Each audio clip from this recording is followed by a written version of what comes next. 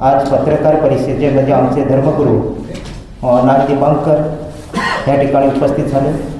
त्यांचं ह्या ठिकाणी डॉक्टर बाबासाहेब आंबेडकर प्रकृती समितीच्या वतीने खूप खूप सारे अभिनंदन। आमच्या doctor Babasaheb Ambedkar international park core कमिटीचे संयोजक चंदूजी पाटील ह्या ठिकाणी उपस्थित आहेत। आमच्याच doctor Babasaheb Ambedkar international park core कमिटीचे सल्लागार ॲडव्होकेट हंसराजजी भांगे सर ह्या ठिकाणी उपस्थित आहेत। आमच्या doctor Babasaheb Ambedkar international park core कमिटीचे संयोजक लांजेवार सर या ठिकाणी उपस्थित आहेत, त्यांचं खूप अभिनंदन। आमच्या या ठिकाणी आमच्या डॉक्टर बाबासाहेब आंबेडकर कोर कमिटीचे गौतम पाटील सर या ठिकाणी उपस्थित आहेत। सुरेश पाटील सर या ठिकाणी उपस्थित आहेत। जांभूळकर सर या ठिकाणी उपस्थित आहेत। अशोक कोल्हटकर सर या ठिकाणी उपस्थित आहेत। भीमराव पिसे सर या ठिकाणी उपस्थित आहेत। दिनेश अंडर सहारे सर या ठिकाणी उपस्थित आहेत। उमेश बोरकर सर या ठिकाणी उपस्थित आहेत। संजय कुंजले सर या ठिकाणी उपस्थित आहेत। आमच्या सुषमा नागरे मॅडम या ठिकाणी उपस्थित आहेत। टेंबेकर मॅडम या ठिकाणी उपस्थित आहेत। सुधाताई चौधरी मॅडम या ठिकाणी उपस्थित आहेत।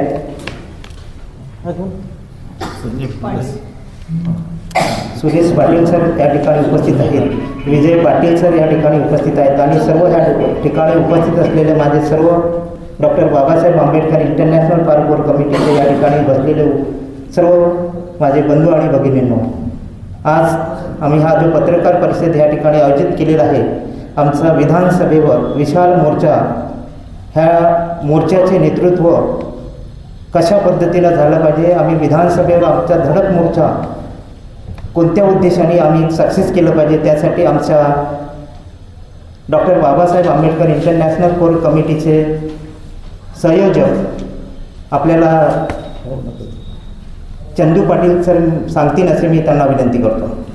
विषय मी आता तुम्हाला 2 मिनिटांमध्ये वाचून सांगतो। डॉक्टर बाबासाहेब आंबेडकर इंटरनॅशनल पार्कची नारा येथील 130 एकर जागा वाचवण्यासाठी विधानसभेवर विशाल मोर्चा। महाराष्ट्र शासनाच्या निर्देशानुसार नागपूर सुधार प्रन्यासद्वारे नागपूर सुधार विकास आराखड्यामध्ये सन 1996ला नारा येथे 130 एकर जागा पार्कसाठी आरक्षित करण्यात आली होती। शासनाच्या वतीने उल्लेखित जागा अधिग्रहित करण्याकरिता नागपूर सुधार प्रन्यासने दिनांक 26/9/2006ला 5,03,00,000 आणि 20/9/2011ला 11,50,000 अशी रक्कम उपजिल्हाधिकारी भूसंपादन नागपूर यांच्याकडे जमा केली, परंतु आजपर्यंत विषयांकित जमिनीकडे भूसंपादन झालेले नाही। सन 2008ला राजकीय हस्तक्षेपामुळे हा आंबेडकरी समाजाकरिता अस्मितेचा प्रतीक असलेला हा पार्क मागे पडल्याचे निदर्शनात आले आहे। दिनांक 14 मार्च 2024 व दिनांक 11 जून 2024 रोजी नारा पार्क विकासासाठी एक्सप्रेशन ऑफ इंटरेस्टची जाहिरात वृत्तपत्रात प्रकाशित झाली। त्यामध्ये डॉक्टर बाबासाहेब आंबेडकर इंटरनॅशनल पार्कसाठी राखीव असलेल्या 52.63 हेक्टर 130 एकर जागेचा उल्लेख आहे।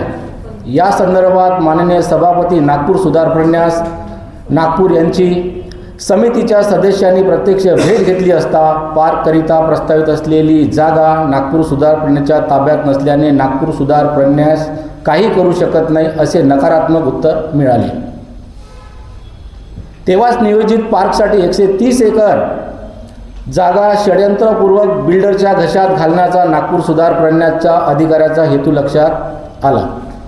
130 एकर पार्कची जागा नागपूर सुधार प्रन्यासच्या ताब्यात नाही तर मग कोणाच्या ताब्यात आहे असे म्हणणाऱ्या संबंधित अधिकाऱ्यावर योग्य ती कारवाई करण्यात यावी, म्हणून डॉक्टर बाबासाहेब आंबेडकर पार्क बचाव वाचवण्यासाठी पार्कच्या जागेवर दिनांक 2 ऑक्टोबर 2024 पासून बेमुदत साखळी उपोषण सुरू आहे। महाराष्ट्र शासनाने डॉक्टर बाबासाहेब आंबेडकर इंटरनॅशनल पार्कची जागा भूमाफियाकडून त्वरित मुक्त करून नियोजित जागेवर त्वरित पार्कची निर्मितीची प्रक्रिया सुरू करावी, यासाठी दिनांक 19/12/2024ला हिवाळी अधिवेशन नागपूर विधानसभेवर विशाल मोर्चाचे आयोजन करण्यात आलेले आहे। मोर्चाचे निवेदन माननीय नगर विकास मंत्री महाराष्ट्र राज्य यांना देण्यात येईल. माननीय देवेंद्रजी फडणवीस साहेब मुख्यमंत्री महाराष्ट्र राज्य नागपूरचे असल्यामुळे विशेष लक्ष देऊन न्याय देतील अशी अपेक्षा. विधानसभा नागपूर येथील मोर्चा doctor Babasaheb Ambedkar international park बचाव कृती समितीच्या वतीने काढण्यात येईल. सदर मोर्चाला बहुजन आंबेडकरवादी विविध संघटनेचा जाहीर समर्थन आहे. मोर्चा सकाळी 11 वाजता इंदोरा चौक ते विधान भवन नागपूरवर जाईल. जनतेने जास्तीत जास्त संख्येने उपस्थित राहावे असे मी doctor Babasaheb Ambedkar international park बचाव कृती समितीकडून आवाहन करीत आहे. मांगे सर तुम्ही घ्या. कितने मोर्चे आपके साथ में है इसमें शामिल? हॅलो, डॉक्टर बाबासाहेब आंबेडकर बचाव कृती समितीचे सल्लागार ॲडव्होकेट हंसराज भांगे हे आपणास उत्तर देतील. या सर माईक घ्या भारतीय सर. बौद्ध महासभा, भारतीय बौद्ध महासभा, समता सैनिक दल, रिपब्लिकन पक्षाचे विविध ग्रुप, सामाजिक आणि राजकीय संघटना ज्या काही डॉक्टर बाबासाहेब आंबेडकरांना मानतात अशा सर्वांना विनंती आम्ही केलेली आहे. आमची अपेक्षा आहे की बाबासाहेबांना मानणारा जो कोणती संघटना असेल, जी कोणती संस्था असेल, जो कोणता पक्ष असेल, कारण की हा जो पार्क आहे हा डॉक्टर बाबासाहेब आंबेडकरांचा आहे, समितीचा नाही. बाबासाहेबांचा असल्यामुळे आम्हाला अपेक्षा आहे, आम्ही विनंती केलेली आहे की जवळजवळ संपूर्ण आंबेडकरी समाजाने आणि त्यांच्या संघटनांनी याच्यामध्ये सामील व्हावं अशी आमची अपेक्षा आहे. आतापर्यंत किती संघट समोर आलेले आहेत? आमच्याकडे जवळपास सर्व संघटना आलेल्या आहेत. आमच्या संख्या 10, 20, 25 किती संघटना आले? जवळपास आमच्याकडे 30 संघटना आलेल्या आहेत. आता तर मंत्री महोदय नाही आहेत, बरोबर. फक्त मुख्यमंत्री आणि 2 उपमुख्यमंत्री, बरोबर यावरच राज्य आता. बरोबर. आणि बरोबर. तुम्ही म्हणाले की नगर विकास मंत्र्यांना आपण म्हणजे घेतलं. आता बरोबर. खाते वाटपच नाही. बिलकुल बरोबर. मग कसं? हां, तुमचा जो प्रश्न आहे हा एकदम बरोबर आहे.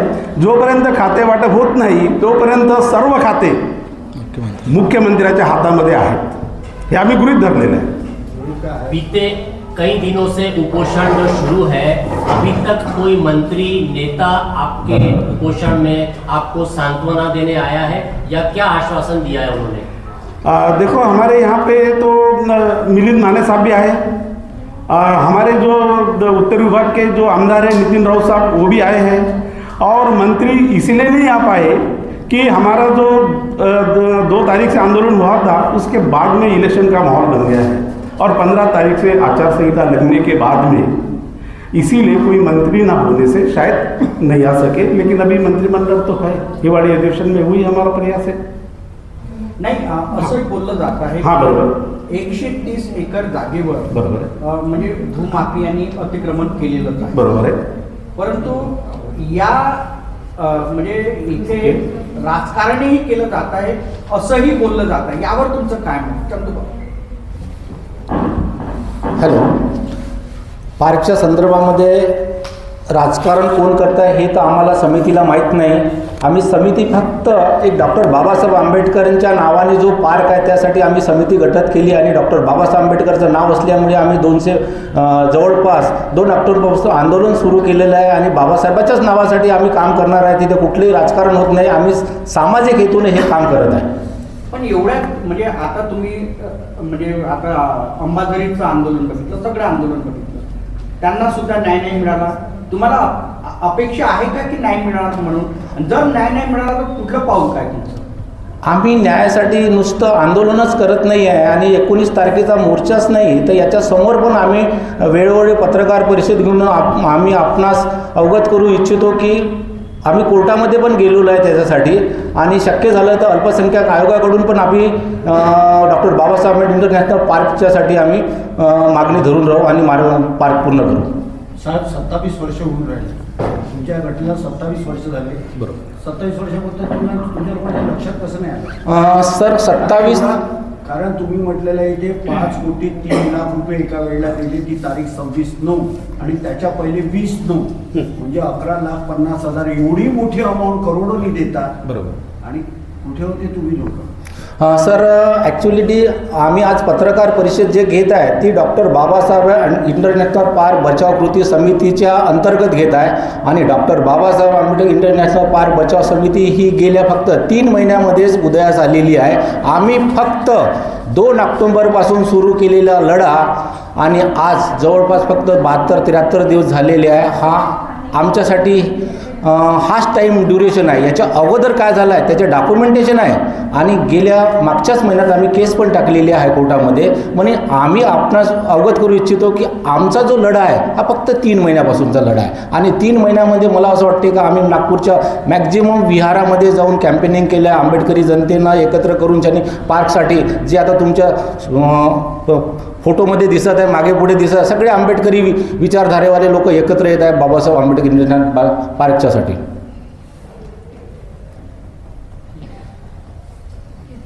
आपण मागणी करत आहे पण परभणीमध्ये संविधानाचा इथे जो एक इश्यू झालेला आहे त्याचं तुमचं काय मत आहे? आमचे भंतेजे देत त्यांच्यासाठी उत्तर परभणीवर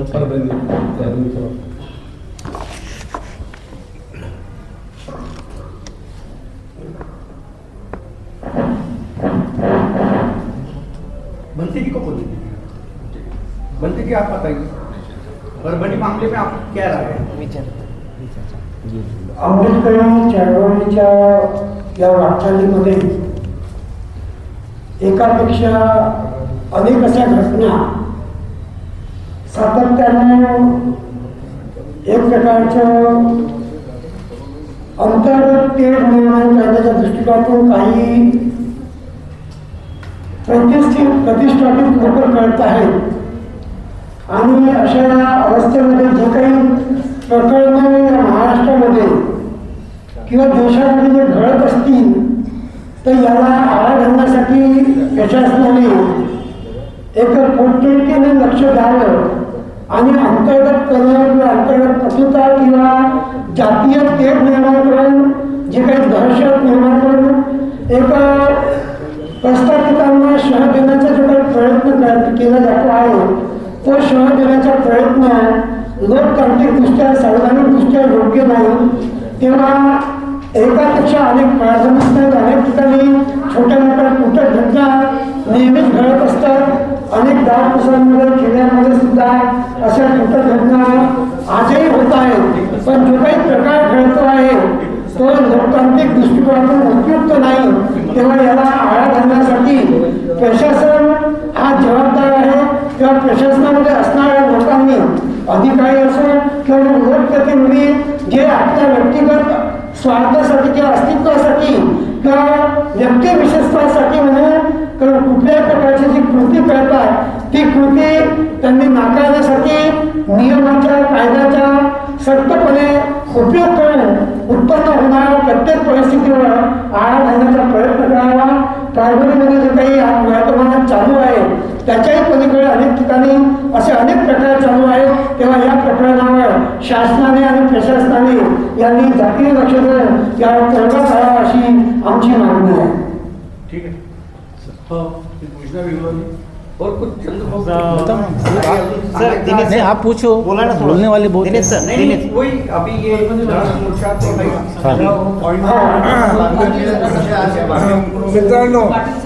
मित्रांनो हा 130 इकडे द्या थोडं माईक 1 मिनिट तिथून माइक घ्या माइक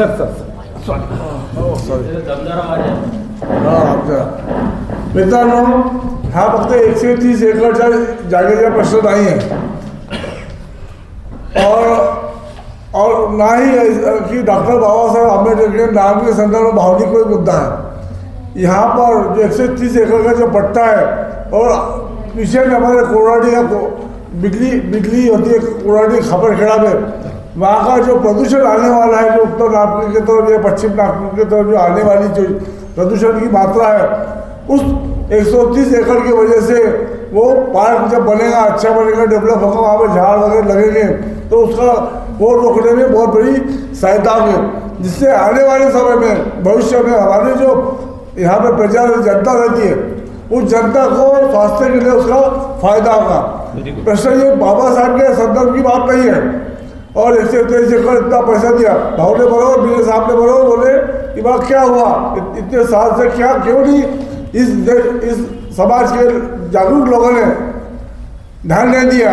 पर कैसा है कि बात जब एक मुद्दा आता है तभी हम लोग खड़े होते हैं। इसके पहले सोचते रहते हैं ये अम्बेडकरी समाज का चरित्र है, ये हम लोग देख भी रहे। जब तक अम्बेडकरी का जो हाल टूटा नहीं तब तक हम लोग उठे नहीं। वैसे ही ये भी मुद्दा है और हम मानते हैं ये बात को कि हमारी समाज की गलतियाँ बहुत कुछ है कि हमारे जो प्रश्न है, हमारे समाज की जो प्रश्न है जो भविष्य में उसकी उन्नति कर सकते हैं, उन पर आज भी हमारा ध्यान नहीं है। मेरा ये कहना है कि इसके ऊपर ये 131 एकड़ के ऊपर पर्यावरण की दृष्टि से सोचना चाहिए, स्वास्थ्य की दृष्टि से सोचना चाहिए। इतना ही बोलना मेरा।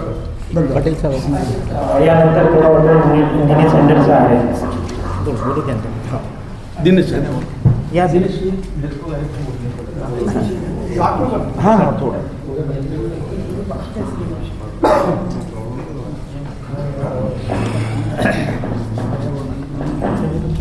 डॉक्टर बाबा साहब अम्बेडकर जी के नाम से जो 130 एकड़ जमीन पर इंटरनेशनल पार्क बनाया जाने वाला था, उस पर अनेक भूमाफिया और राजनीतिक नेताओं की नजरें थी और जानबूझकर उन्होंने इस जगह को हड़पने के लिए एक बड़ा षड्यंत्र किया है। ये पहली बात। दूसरी बात कि हमारी आशा सरकार से होती है कि हमारे को जो हमारी जायज़ मांगे हैं वो जायज़ मांगे वो पूरी करे, लेकिन किंतु परंतु बड़े खेद के साथ कहना पड़ता है कि डॉक्टर बाबा साहब अम्बेडकर जी के नाम से वोट लेने वाले तमाम राजनीतिक दल बाबा साहब के नाम से कोई भी चीज अगर मंजूर की जाए तो उस पर वे लोग उदासीन नजरिया रखते हैं। राजनीतिक इच्छा शक्ति का अभाव तकरीबन तमाम राजनीतिक दलों के अंदर में है। एक कदम आगे बढ़कर मैं ये कह दूंगा कि तमाम राजनीतिक दलों के अंदर में आज भी जातीयवादी मानसिकता 1947 के पहले जैसी जस की तस दिखाई देती है, जिसका प्रत्यक्ष उदाहरण परभनी में कल परसों हुई घटना से साबित होता है। परभनी में जो कुछ हुआ, क्या किसी पगले आदमी को डॉक्टर बाबा साहब अम्बेडकर जी का ही पुतला दिखता है, बुद्ध विहारी दिखता है, संविधान ही दिखता है? उसको कोई और धार्मिक स्थल नहीं दिखते तोड़ने के लिए, पत्थर मारने के लिए, उसका अपमान करने के लिए?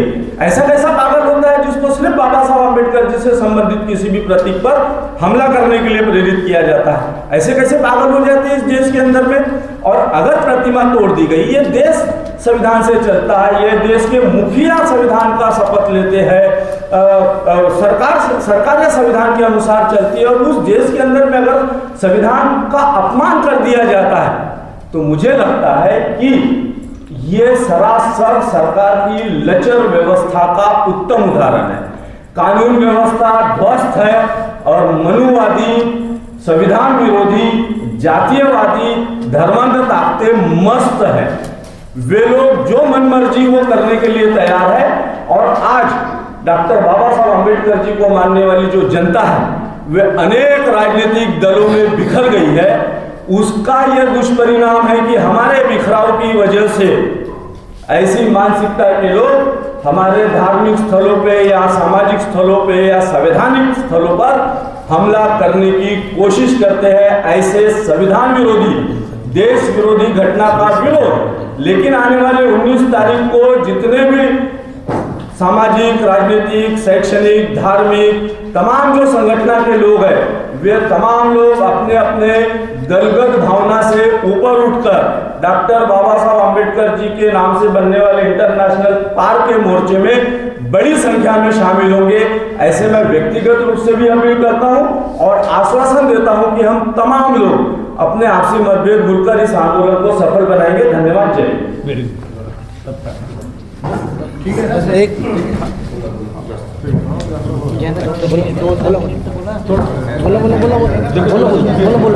बोलो जल्दी पाटील साहब बोलो। एक दोन लोक बोलले खूप झाले की राष्ट्रवादी एवढे लोक आले का की काँग्रेसवाल्याने घ्या पाटील साहेब सगळ्यांना नाही देऊ शकत. 2-3 मेन पॉईंट घेतले आमच्या पक्षात. घ्या पाटील साहेब. सर आभार मानून घ्या सर, मांगे सर सर्वांचे आभार. बोलता का डॉक्टर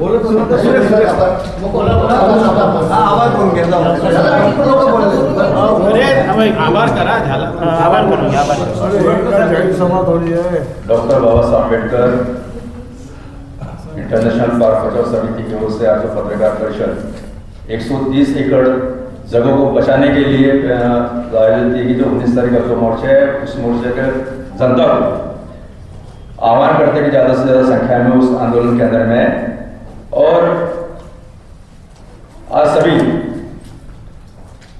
पत्रकार भाइयों ने, बहनों ने यहाँ पर हम लोगों को यहाँ पर सुना, हमारी जो समस्या हमने आप लोगों के सामने रखी और अपेक्षा करते हैं कि आज इस अधिवेशन के सामने बड़े अधिवेशन के सामने आप हमारी इस समस्या को आप उजागर करेंगे, उसको अच्छा कवरेज होगे और परिस्थितीमध्ये आहे हमारी समस्या को लेकर सरकार तक पहुंचाने का प्रयास आपके माध्यम से हम लोग करना चाहते हो, आप करोगे। इसी इतना ही कहते हुए मैं शब्द कहना था। आप लोग आपने अपना अमूल्य समय दिया, उसके लिए आप सभी का मैं तहे दिल से आभारी हूँ। और हमारे जो समिति के लोग हैं वो भी यहाँ पर उपस्थित है, उनका भी मैं यहाँ उपस्थित उनका भी आभार करता हूँ। और आज के पत्रकार परिषद समाप्त ऐसा तय